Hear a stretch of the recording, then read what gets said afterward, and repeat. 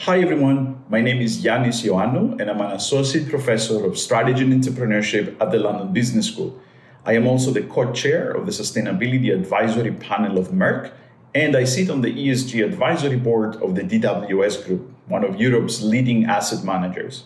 I would like to take the opportunity to thank the organizers of the Cyprus ESG Forum 2022 for inviting me to be here with you today and to share some of my work and some of my research and experiences on the domain of ESG and corporate sustainability. Now, let me start by saying that there's no question that companies today are facing unprecedented pressures for a new model of corporate leadership, a model that is able to, of course, produce financial value, but at the same time contributes towards the resolution of some of the world's largest environmental and social challenges.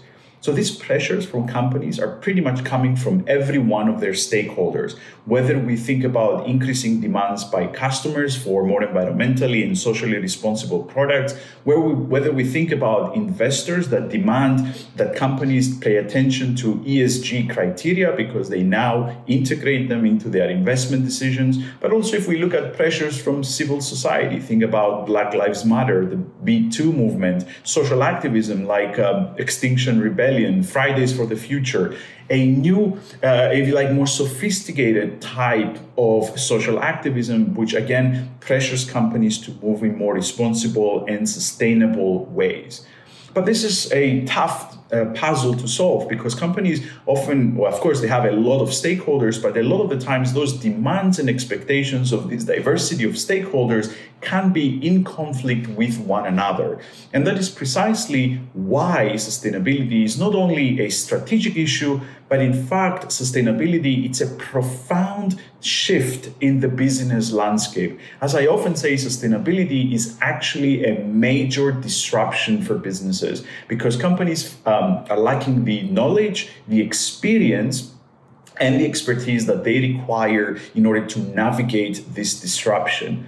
And it's important to know from experience, right? It's important to keep in mind that as in every major disruption, the choice in front of us is adapt or perish.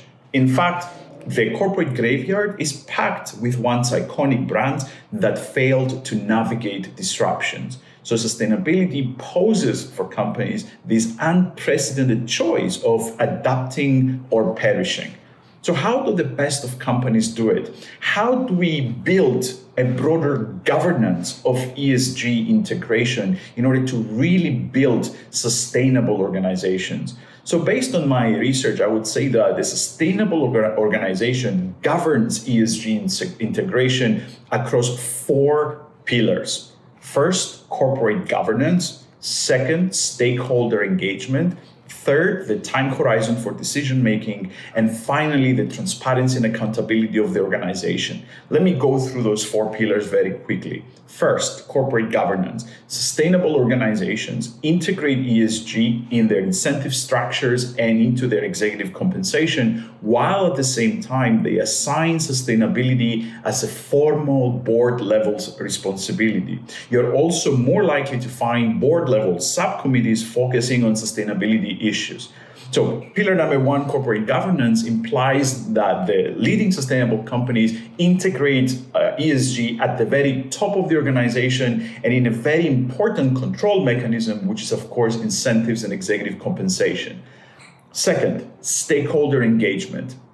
A lot of the times, traditional companies deal with stakeholders ad hoc when issues arise. For example, a strike by employees, a boycott by customers.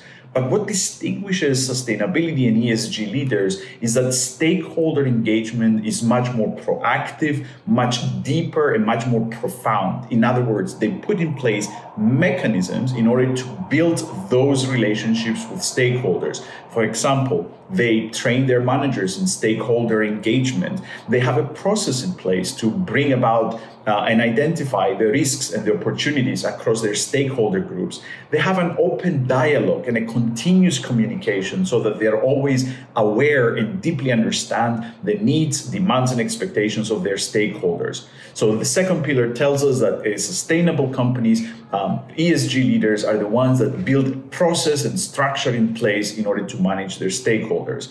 Third, the time horizon for decision making. ESG leaders are, simply stated, long-term oriented. Whether we talk about budget allocation, whether we talk about project selection, in every single instance that they take a decision, they apply a long-term time horizon. And we see that reflected into their investor base. ESG leaders tend to have more dedicated investors, more long-term investors that hold the stock longer.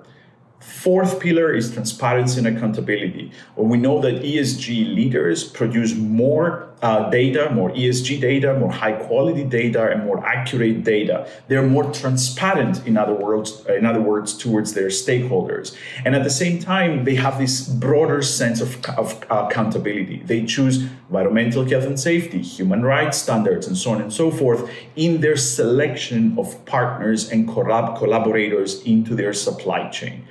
So there you have it.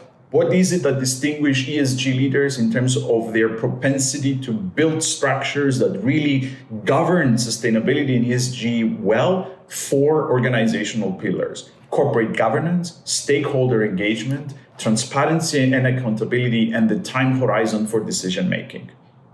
So it's been a pleasure sharing some of my thoughts with you, and I wish you best of luck with the rest of the event. Thank you.